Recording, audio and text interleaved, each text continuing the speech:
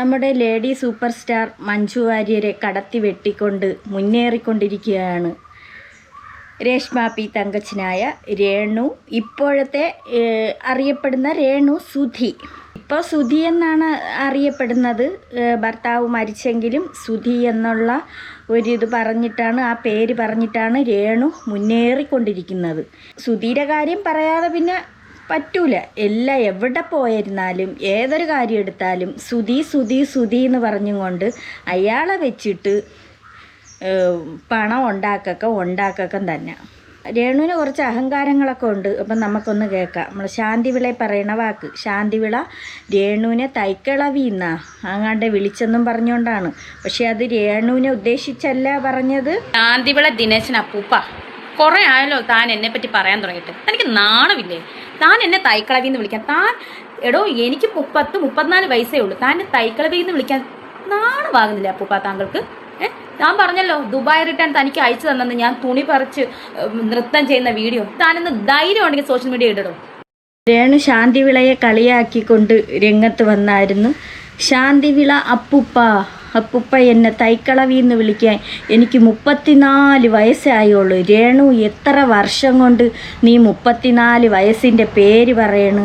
എത്രയോ വർഷം കൊണ്ട് കേൾക്കണം. നിനക്ക് ഇതുവരെ ഒരേ വയസ്സ് മുന്നോട്ട് പോകണില്ലേ? എന്നും 34 പറഞ്ഞിട്ടിപ്പോൾ 10 വർഷമൊക്കെ കഴിഞ്ഞ്. 10-12 വർഷം കൊണ്ട് നീ 34 വയസ്സ് എന്ന് പറയണു. ശാന്തിവിളെ അപ്പൂപ്പ എന്ന് വിളിക്കുന്നു, കിളവാപ്പൂപ്പ. സുധീര പ്രായമൊക്കെ ഇല്ലേ വരും, ഇച്ചിരി മുടിയൊക്കെ നരച്ചിരിക്കണം എന്നല്ലേ ഉള്ളൂ. ഇപ്പം അപ്പൂപ്പനെന്നൊന്നും വിളിക്കാറായില്ല, മാമനെന്ന് വിളിക്കാറും ആയില്ല, കൊച്ചച്ചാന്ന് വിളിക്കാറും ആയില്ല, ചേട്ടാന്ന് വേണമെങ്കിൽ വിളിക്കാനുള്ള ഇതൊക്കെ ഉണ്ട്. ഒരു കൈ നോക്കണമെന്നൊക്കെ ഉണ്ടല്ലേ. ശാന്തിവിള രംഗത്ത് വന്നായിരുന്നു. രേണുവിന് മറുപടിയായിട്ടൊക്കെ വന്നു. അപ്പോൾ രേണു ഈ ഇടയ്ക്ക് വെച്ചിട്ട് അനുമോള കാര്യം മീഡിയയുടെ മുന്നിൽ പറയുന്നുണ്ട്. മീഡിയക്കാർ വന്ന് നിന്നോണ്ട് ചോദിക്കുന്ന അനുമോളുമായിട്ട് കോണ്ടാക്റ്റ് ഉണ്ടോയെന്ന്. അപ്പോഴതൊന്ന് കേൾക്കാൻ ഇവള് പറയണം. അനുമോളുമായിട്ടൊന്നല്ല, അനുമോളുമായിട്ട് എനിക്ക് ഒന്ന് കണ്ടസ്റ്റന്റ് ആരും കോണ്ടാക്ട് ഉണ്ടോയെന്ന് എനിക്കറിയില്ല. ഞാനുമായിട്ട് കോണ്ടാക്ട് ചെയ്യാം. നിന്റെ കയ്യിലാണ് തന്നിരിക്കണത്. കണ്ടസ്റ്റന്റ് കോണ്ടാക്റ്റ് ഉണ്ടാകുന്നോ എനിക്കറിയില്ല. എന്തോരം അനുമോൾ അത്രയ്ക്ക് എന്തോരം ആക്ഷേപോ. നീയൊന്നും കോണ്ടാക്റ്റ് വേണ്ട കേട്ടാ അനുമോളുമായിട്ട്. അയ്യോ, അനുമോള് അല്ലെങ്കിൽ നിന്റെയൊക്കെ കൂടെ കൂട്ടുകൂടിയ ശരിയാവൂല. ബാക്കി പറയടി. ഞാൻ കോണ്ടാക്ട് ഉള്ളത് നൂറ, ആദില, നെവിനെ ഒരു പ്രാവശ്യം കോണ്ടാക്ട് ചെയ്തത്. അതുപോലെ സാരിക ചേച്ചി, ബിന്നി, അതുപോലെ കുറച്ച് പേരുണ്ട്. അവരൊക്കെ ആയിട്ടാണ് കോണ്ടാക്ട് ചെയ്തത്. അനുമോളുമായിട്ട് കോണ്ടാക്റ്റ് ഇല്ല. ശാരിക, സരിക, ബിന്നി, ആദില, നൂറ, ബിൻസിയും കാണും കേട്ടോ, അത് പേര് വിട്ടുപോയിന്. പിന്നെ നെവിൻ, പിന്നെ ആരുണ്ട്, അക്ബറൊന്നും കൂട്ടില്ലേ. ഇങ്ങനെയൊക്കെ ഉള്ളവരാണ് രേണു നിനക്ക് പറ്റിയത്. അല്ലാതെ അനുമോള, ദയവ് ചെയ്ത് നീ അനുമോളടുത്തോട്ട് പോവരുതേ. അതൊരു നല്ല കുട്ടിയാണ്, നല്ല മാന്യമായ രീതിക്ക് നടക്കുകയാണ്. അത് കുടുംബത്തിന് വേണ്ടി കഷ്ടപ്പെടുന്ന ഒരു കുട്ടിയാണ്, ജനങ്ങളെ സ്നേഹിക്കാൻ അറിയാവുന്ന ഒരു കുട്ടിയാണ്. അല്ലാതെ നിൻ്റെ കണക്കല്ല കേട്ടാ. നീ ദയവ് ചെയ്ത് അനുമോള വെച്ചിട്ട് നീ പറയരുതേ. നമുക്കറിയാം. നല്ല കാര്യം. അനുമോള് ദയവ് ചെയ്ത് ഈ രേണുവിൻ്റെ അടുത്ത് കോണ്ടാക്റ്റ് വെക്കരുത്. എവള് പക്ക ഫ്രോഡാണ്. കാരണം ബിഗ് ബോസ് ഹൗസിനകത്ത് വെച്ചിട്ട് ഒരു ദിവസം രാത്രി 2:30 മണി സമയത്ത് ഞാൻ ലൈവ് കണ്ടുകൊണ്ടിരിക്കുന്ന സമയമാണ്. അപ്പോൾ അനുമോൾക്ക് ഒരുപാട് വിഷയങ്ങൾ ബിഗ് ബോസ് ഹൗസിനകത്തുണ്ടായി. അവൾ ഒറ്റപ്പെട്ട് നടക്കുന്ന സമയത്ത് അവൾക്ക് ഉറക്കമില്ല. രാത്രി ഒരു 2-2:30 മണിയായപ്പോൾ ഈ പെണ്ണുമ്പുള്ള കല്ലുമണ്ണോ അരിയോ എന്തോ വാരിക്കൊണ്ട് വെച്ച് വാരി അങ്ങ് തിന്നണ്. അങ്ങനെ അനുമോൾ ഇത് കണ്ട് അനുമോൾ ഇരിക്കണേ, അല്ലാതെ ആരില്ല ഇരിക്കണ എന്നും പറഞ്ഞുകൊണ്ട് ചെന്ന് നോക്കിയപ്പോൾ എവൾ അവിടെ ഇരിക്കണു. ഇരുന്നും കൊണ്ട് അപ്പോഴേ അനുമോൾ ചോദിക്കുകയാണ്, ചേച്ചി എന്തോന്ന് വാരി തിന്നണത്? കാണിച്ചപ്പോഴത്തേക്ക് അരിയാൻ കണ്ട ഒരു പിടി വാരി അങ്ങ് തിന്നണം. അനുമോൾ പറയാണ്, എന്തോന്ന് ചേച്ചി ഈ കാണിക്കണത്? അപ്പോൾ പറഞ്ഞു, ഞാൻ കല്ലുമണ്ണുമൊക്കെ തിന്നുന്നു.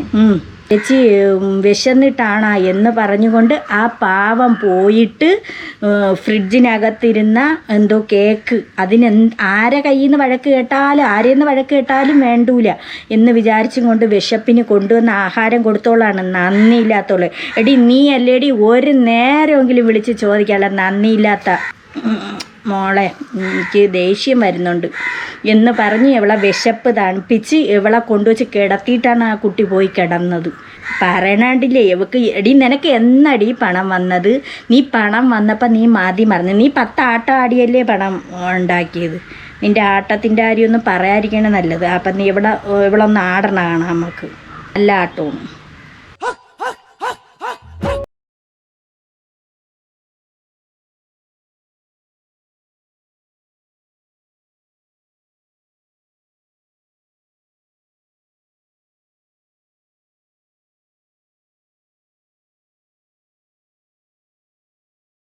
ബാക്കിൽ നിൽക്കണ അവന്മാർ കിടന്ന് പൊട്ടിച്ചിരിക്കണം. ഇതെന്തേരി അവളെ എല്ലാം കൂടെ ഇട്ട് അവളെ ഒരു കുലുക്ക് തന്നെ. അയ്യോ എൻ്റെ പൊന്ന് രേണു, ഇങ്ങനെയാണ് നീ പണം ഉണ്ടാക്കണത്. എന്നിട്ടാണ് നീ വന്നിരുന്നും കൊണ്ട് അനുമോളെ കുറ്റം പറയുന്നത്. ഇടി നിനക്ക് അനുമോളെ കുറ്റം പറയാനുള്ള ഒരു യോഗ്യതയില്ല. അനുമോള് വിളിക്കാത്താണ് നല്ലത്. ദയവേത് പൊന്നെ അനുമോളെ നീ വിളിക്കരുത്. ഇങ്ങനെയെന്നുള്ള സാധനത്തിൻ്റെ അടുത്ത് കൂട്ടുകൂടേ ചെയ്യരുത്. പിന്നെ നിനക്ക് ജനങ്ങൾ കാണൂല, അത്രയേ ഉള്ളൂ. എവക്ക് കുറേ പണം ഇപ്പം അങ്ങോട്ട് ഉണ്ടായിട്ടുണ്ട്. എവിടെ ദുബായിലോ ബഹ്റൈനിലോ എവിടെയൊക്കെ പോയി ബാറുദ്ഘാടനോ ബാറിൽ പോയി മദ്യപിച്ച് ആടുന്നതൊക്കെ നമ്മൾ കണ്ടതാണല്ലോ. പിന്നെ കൂടുതലൊന്നും പറയാതിരിക്കണതല്ലത്. അപ്പം നമുക്ക് വേറൊരു വാക്ക് കേൾക്കാം. ഫുള്ള് മോഡൽ വേഷങ്ങളാണല്ലോ. ഈ ഒരു ക്യാരക്ടറിനാണ്, അതുകൊണ്ടാണ്. അല്ല മുമ്പും ഇതേണു മോഡേൺ ഡ്രസ്സുകളല്ലേ ഉപയോഗിച്ചുകൊണ്ടിരുന്നത്? സ്വിച്ചാണുള്ളപ്പോഴും എന്നെ അന്ന് ആർക്കും അറിയത്തില്ല. കിച്ചും സ്വിച്ചാണ് ഞാനും കൂടെ കൊല്ലത്തൊക്കെ പോകുമ്പോൾ ട്രെൻഡ്സിലൊക്കെ ഇത്ര ഉള്ള ഒരു എന്തരാണ് എന്തോത് നിക്കർ പോലത്തെ ഒരു സാധനം എടുത്തിട്ടിരിക്കണം. അതിനാണ് അപ്പം കിച്ചു സ്വിച്ചാണ് എനിക്ക് ഡ്രസ്സ് എടുക്കും. പൊന്ന് പെണ്ണും പിള്ളേ, സുതി ഉള്ളപ്പം നീ ഇങ്ങനെയാണ് ഇട്ടോണ്ടിരുന്നത്. നീ കള്ളത്തരം പറയരുത്. കള്ളത്തരം പറഞ്ഞതിന് ഒരു മര്യാദ വേണം. അവർക്ക് രണ്ടും ഇഷ്ടം ഞാൻ മോഡേൺ ഡ്രസ് രണ്ടുപേരും അതാ വാങ്ങിച്ചത്. നേരത്തെ ഇങ്ങനെ തന്നെ ഇടുന്ന ഫ്ലവേഴ്സിൽ ഒരു പ്രോഗ്രാമിന് പോയപ്പോഴാണ് സൂചാരണമായിട്ട് ഞങ്ങൾ ഇങ്ങനെ വാക്കുട്ട ഇതപ്പനെ കൊണ്ട് ഇങ്ങനെ വാ കിച്ചൂട്ടാന്ന് പറഞ്ഞ് വിളിക്കത്തില്ലേ, ഇൻട്രോ കാണിക്കുന്നത്, ഫാമിലിയെ കാണിക്കുന്നത്. അന്ന് കിച്ചു സുതിയും കൂടെ മോഡേൺ ഡ്രസ്സ് ഇട്ട് കൊടുത്ത് അതും ഇട്ടുകൊണ്ടാണ് എവളെ നടത്തിക്കണേന്ന് വെറുതെ പറയണത്. എവളെ മുമ്പലത്തെ ഡ്രസ്സ് കാണുമ്പോൾ നമുക്ക് മനസ്സിലാവും എവള് എങ്ങനെയുള്ള ഡ്രസ്സാണ് ധരിക്കണേന്ന്. കള്ളം പറയണം, നാക്കെടുത്ത കള്ളം എന്ന് പറയണ സാധനം. സുചിത്ര എന്തായാലും നീ ഷോയ്ക്ക് വരുന്നില്ല, ഒരു മോഡേൺ വേണ്ട, ഒരു ചുരിദാർ ഇടാതെ പറഞ്ഞു. അങ്ങനെയാണ് സാധാരണ ഇങ്ങനെ ഒരു മുടിയൊക്കെ വെച്ച് ഒരു ചുരിദാറൊക്കെ ഇട്ട് കയറുന്നത്. അന്നേ മോഡേൺ ഡ്രസ്സ് ഇട്ട് കയറുവായിരുന്നെങ്കിൽ ലോകർക്കെല്ലാം അറിയാം ഞാൻ മോഡേൺ ഡ്രസ്സ് ഇടുന്ന ഒരാളായിരുന്നു. ഇതിപ്പോ മണ്ടത്തിലെ കണ്ട അന്ന് ഫ്ലവേഴ്സിൽ പോയപ്പോഴത്തേക്ക് ചുരിദാറാണ് ഇട്ടിരുന്നത്. അത് അവിടെ അവൾ പറഞ്ഞ് ഒപ്പിക്കണ പാട് കണ്ട. അന്ന് സ്വിച്ചറ്റിനുള്ളപ്പോൾ ഫ്ലവേഴ്സിൽ പോയപ്പോഴത്തേക്ക് പാവുട്ടാഞ്ഞ് വാന്ന് പറഞ്ഞപ്പോൾ ഞാൻ ഇട്ടിരുന്നത് ചുരിദാറ്. അവൾ യഥാർത്ഥത്തിൽ അവൾ ചുരിദാർ വേഷമാണ്. ഇവൾ ഫസ്റ്റ് നാടകത്തിൽ സുതി മരിച്ച് കുറേ നാൾ കഴിഞ്ഞപ്പോൾ ഇവൾ നാടകത്തിൽ അങ്ങോട്ട് അഭിനയിക്കാൻ പോണ. അവൾ നല്ലതുപോലെ ടോപ്പും പാൻറ്റും ഇട്ട് നല്ലതുപോലെ തന്നെയാണ് അവൾ പോയിക്കൊണ്ടിരുന്നത്. സത്യം പറയാൻ ഇവൾ സുതി മരിക്കാൻ കാത്തിരിക്കുകയായിരുന്നു. സുചേട്ടൻ മരിച്ചു കഴിഞ്ഞിട്ടാണ് ഞാൻ മോഡേൺ ഡ്രസ് ഇട്ടത്. സുതി മരിക്കണതിന് മുമ്പൊക്കെ ഇവൾ മാന്യമായ രീതിക്ക് തന്നെ അവൾ ഡ്രസ്സ് ധരിച്ചുകൊണ്ടിരുന്ന. എന്നിട്ട് പറയണായിട്ടില്ലേ, നാക്കെടുത്താൽ പറയണത് നുണ പറയാനും തിന്നാനും മാത്രം കരി ഒരു പിടി തിന്നാനും കല്ലുമണ്ണും തിന്നാനും. സുതി മരിച്ചു കഴിഞ്ഞിട്ട് തന്നെ നീ ആട്ടം അത്രയും ആടണത്. സുതി മരിച്ചു കഴിഞ്ഞിട്ട് സുധീരെ പേരും പറഞ്ഞ് നീ ഉണ്ടാക്കണതാണ്. നീ സുധീരെ പേര് പറഞ്ഞാണ് സത്യം പറഞ്ഞാൽ നീ ലക്ഷ്യങ്ങൾ ഉണ്ടാക്കണം. ഇനി നിൻ്റെ ഒരേ ഒരു ഉദ്ദേശമുണ്ട്. ഇനി നിനക്ക് സുധി മരിച്ചതിൻ്റെ ഇൻഷുറൻസ് പണവും വാങ്ങിക്കണം. നിനക്ക് നാട് വിടണം, പോയി നിനക്ക് ഫ്ലാറ്റ് എടുക്കണോ കണ്ടൊക്കെ വെച്ചിരിക്കുകയാണല്ലോ. അവർ പ്രേമത്തിലാണ്. അപ്പം നമുക്കൊരു മീഡിയ ചോദിക്കുന്ന വാക്ക് കേൾക്കാം. വിവാഹത്തെ കുറിച്ച് പറഞ്ഞപ്പോ ഒരുപാട് ചർച്ചയായിരുന്നു. വിവാഹം സാധ്യതയാണെന്നാണ് പറഞ്ഞല്ലേ? സാധ്യത ഉണ്ടാകാനും മഴ പെയ്യാനും മഴ പെയ്യാതിരിക്കാനും സാധ്യതയുണ്ട്. 2 വർഷമാണ്. അഫെയറിലാണോ? ഇപ്പൊ അഫെയറിലായിട്ടുണ്ടോ? പയ്യൻ UK തന്നെയല്ലേ? ഇപ്പൊ ഓൾറെഡി അഫെയറിലാണ്. 2 വർഷം കഴിഞ്ഞ് കല്യാണം ഉണ്ടോ? അങ്ങനെയാണോ ഉദ്ദേശിച്ചത്? തന്നെ UK കാരനാണ്. ഇവൾ ഈ ഇടയ്ക്ക് വെച്ച് പറയുന്നുണ്ടായിരുന്നു UK പോകുമെന്നും അവിടെ വേറെ എന്തോന്നിനെ പോണ ആരൊക്കെ കൂടിയാണ് പോണേന്നൊക്കെ ഇവൾ പറയുന്നുണ്ടായിരുന്നു. രേണു UK തന്നെയല്ലേ? മൗന സമ്മതമെന്ന് എൻ്റെ പൊന്നെ രേണു, നീ എവിടെ വേണോ പോ. നീ ഇങ്ങനെ പോയിട്ട് അല്ലെ നീ കല്യാണം കഴിക്കും. നീ പിന്നെ ഇനി സുധീര പേരും പറഞ്ഞ് നീ വിറ്റ് തിന്നാതിരി. ബിഗ് ബോസ് ഹൗസിനകത്ത് ചെന്ന് കിടന്ന് സൂച്ചേട്ടാ 24 മണിക്കൂറും വിളിച്ചിട്ട് പിറ്റേന്ന് നേരം വെളുക്കുമ്പോൾ ഇരുന്ന് കൊണ്ട് പറയണേ എൻ്റെ അമ്മച്ചീര ആരോ റൂട്ട് ബിസ്ക്കറ്റ് എനിക്ക് വേണം, എന്നെ ഒന്ന് ഇറക്കി വിടൂ, മെയിൻ ഡോറൊന്ന് തുറക്കൂ എന്നും പറഞ്ഞും കൊണ്ട് കിടന്ന് കണ്ണാടിയുടെ മുമ്പ് ചെന്നിരുന്ന് പറയണക്കല്ല പറഞ്ഞിട്ട്. അതുകൊണ്ടല്ലേ ലാലേട്ടൻ വന്നപ്പോൾ നീ പല ദിവസവും അങ്ങനെ പറഞ്ഞു. നീ വിചാരിച്ച അത് കളിയാണെന്ന്. പക്ഷേ നീ സ്വയം ഇറങ്ങിയതല്ല, ലാലേട്ടൻ നിന്നെ ഇറക്കി വിട്ടതാണ്. ഇത് അതിനകത്ത് പറഞ്ഞു. അതിൻ്റെ പേരിൽ നിന്നെ ഇറക്കി വിട്ടാണ്. രേണു നീ വാ, പെട്ടിയും കിടക്കയൊക്കെ എടുത്തോ, പൊയ്ക്കോ. നാണം കിട്ടുപോയി അവിടെ. അല്ലാതെ നീ ഇറങ്ങി വന്നോന്നും അല്ല. കൂടുതൽ ഈ രേണുവിൻ്റെ പിറക്കെ നീ മീഡിയക്കാർ ചിലപ്പോൾ മീഡിയക്കാരൊന്നും ആയിരിക്കില്ല, ഈ മൊബൈലെങ്കിലും ഇങ്ങനെ പൊക്കി പിടിച്ചുകൊണ്ട് കുറേ എണ്ണം രേണുവിൻ്റെ പിറക്കെ ഓടാറുണ്ട്. രേണു നെഗറ്റീവ് കമൻറ്റിലൂടെയാണ് രേണു ജനങ്ങളെ അറിയപ്പെട്ടത്. ഈ നെഗറ്റീവ് കമൻ്റ് ഇടോ രേണു കയറി പോവുകയാണ്. അങ്ങനെ കയറി പോവാൻ വേണ്ടിയിട്ടാണ് രേണു ഈ ഏപ്പടം പോലെയുള്ള ആൽബങ്ങൾ ഇങ്ങനെയൊക്കെ പിടിക്കണത്. അപ്പം ഞാൻ രേണുവിൻ്റെ കാമുകൻ്റെ കാര്യമൊക്കെ പറഞ്ഞിട്ടുണ്ട്. UK കേട്ടോ, ഞങ്ങളാരും മറക്കരുത്. അപ്പോൾ ഈ രേണു എയർപോർട്ടിൽ അങ്ങോട്ട് എവിടെ വന്ന് ഇറങ്ങിയിട്ട് നമുക്ക് കേൾക്കാം. അത് കേൾക്കണതാണ് കുറച്ചുകൂടെ രസം. രേണു ഫ്ലൈറ്റിൽ വാഷ്റൂം യൂസ് ചെയ്തിട്ടുണ്ടോ? എനിക്ക് താല്പര്യമില്ല. ഫ്ലൈറ്റിലെന്നല്ല എങ്ങും വാഷ്റൂം യൂസ് ചെയ്യാൻ എനിക്ക് എന്റെ വീട്ടിലെ തന്നെ വേണം. ഞാൻ കുറച്ചിങ്ങനെ ഇച്ചിരി വൃത്തിയുടെ ഏതാണ്ടൊക്കെ എനിക്ക് കൂടുതലുള്ളതാണ്. ഫ്ലൈറ്റിൽ വൃത്തിയാണ് ഉള്ള അറിയാം, പക്ഷെ എന്നാലും എനിക്കൊരു മൈൻഡ് ഓക്കെ അല്ല. പറന്നോണ്ടിരിക്കുമ്പോ നമ്മളെങ്ങനെ നല്ല വൃത്തിയാ, വൃത്തിയല്ലെന്നല്ല പറഞ്ഞ, എനിക്ക് മൈൻഡ് ഓക്കെ അല്ല. ഞാൻ ഫ്ലഷ് ചെയ്യുമ്പോ നമ്മളെ പേടിച്ചോ? അതെനിക്കറിയാം. ഞാൻ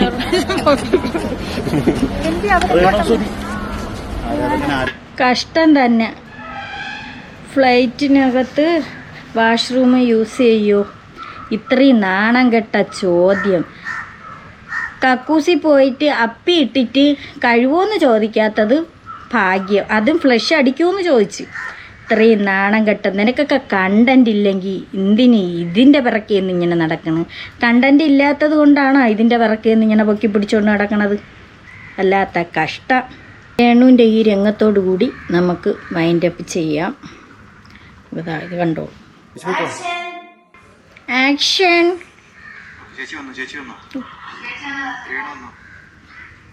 വന്ന് രേണു വന്നു. അയ്യോ മാമൻ. അയ്യോ എന്തോന്ന്. അപ്പം ഇതൊക്കെയാണ് രേണുവിൻ്റെ വിശേഷങ്ങൾ. പണം വേണ്ടേ, ജീവിക്കണ്ടേ? ആളുകൾ പറയും. ഇല്ലെങ്കിൽ ഓരോരുത്തടുത്ത് ചോദിക്കണതാണ്, നിങ്ങൾ കൊടുക്കുമോ രേണുവിന്? രേണു ഇങ്ങനെ ആടാൻ പോവാതെ പണം നിങ്ങൾ കൊടുക്കുമോ? ഓരോരുത്തരും പറയണതാണ്. ആരോ ഒരു വീഡിയോ എടുത്ത് നോക്കിയാൽ ഇത് തന്നെയാണ് ചോദ്യം. അച്ഛനും അമ്മയൊക്കെ ടാറ്റ പറഞ്ഞ് പോയിട്ട് വാ മക്കളെ. അവസാനത്തെ രംഗം കണ്ടില്ലേ? അപ്പം ഇതൊക്കെയാണ് കാര്യങ്ങൾ. രേണു അപ്പം ഇനി ഇവിടെ നിന്ന് പറക്കുകയാണ്, UK പോവുകയാണ്. അവിടെ ബിസിനസ്സോ അങ്ങനെ എന്തെങ്കിലും ആയിരിക്കാം, എന്തോ ആവട്ടെ. എന്തായാലും ഇനി നീ ഒരു കാര്യം ചെയ്യ് രേണു, സുധീരെ പേര് പറഞ്ഞും കൊണ്ട് നീ സുധിയെ വിറ്റ് കാശുണ്ടാക്കാതിരി. ഇനി അങ്ങ് നിർത്ത്. അതുപോലെ രേണുവിനെ വെച്ചിട്ട് രേണുവിൻ്റെ കൂടെ നിൽക്കണവർ തന്നെ രേണുവിനെ വെച്ചിട്ട് നല്ലതുപോലെ വരുമാനം ഉണ്ടാക്കുന്നവരുണ്ട്. രേണുവിൻ്റെ കൂടെ നിൽക്കണവർ. രേണുവിൻ്റെ ഓരോ റീൽസുകളായിരുന്നാലും ഓരോന്ന് എടുത്തിട്ടും കൊണ്ട് രേണുവിനെ വിറ്റ് കാശുണ്ടാക്കുന്നവരുണ്ട്. എന്നിട്ട് അവരിരുന്നും കൊണ്ട് ബാക്കിയുള്ളവരെ കുറ്റം പറയും. ഇതാണ് അവരെ ജോലി. നല്ല പരിപാടി തന്നെ. രേണു ഇതുപോലെ ഓരോരുത്തരെയും പറയൂലേ, കുറ്റങ്ങൾ പറയില്ലേ, എല്ലാവരെയും പറയും. രേണുവിൻ്റെ വായി തോന്നണതാണ് വന്നിരുന്ന് കളിയാക്കണത്. ബിഷപ്പിനെ കളിയാക്കി, ഫിറോസിനെ കളിയാക്കി, ആരെല്ലാം കളിയാക്കി. നിനക്ക് നെഗറ്റീവല്ലേ വേണ്ടിയത്? അതുകൊണ്ടാണ് നീ ഇങ്ങനെയൊക്കെ കാണിച്ചു കൂട്ടണേന്നും അറിയാം.